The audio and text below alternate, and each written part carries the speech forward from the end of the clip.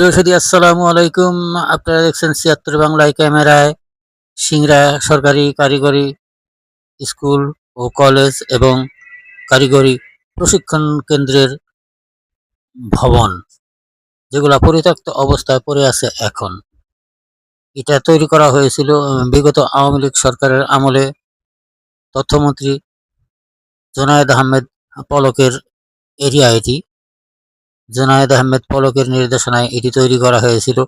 আওয়ামী লীগ সরকার পলানোর পর এটি পরিত্যক্ত অবস্থায় পড়ে আছে এখন। আপনারা দেখছেন ৭৬ বাংলার ক্যামেরায় সিংড়া সরকারি কারিগরি স্কুল ও কলেজ।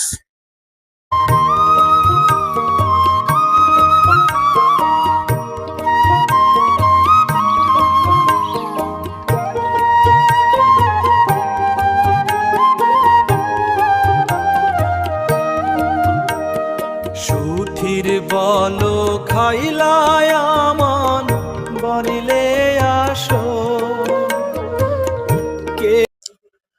নাটোর মাদ্রাসা মোড় থেকে সিংড়া বাজার এবং সিংড়া সরকারি কারিগরি স্কুলের পূর্ণাঙ্গ একটি ভিডিও আছে। আর এই ভিডিওটি দেখতে চলে আসুন ৭৬ বাংলা ইউটিউব চ্যানেলে।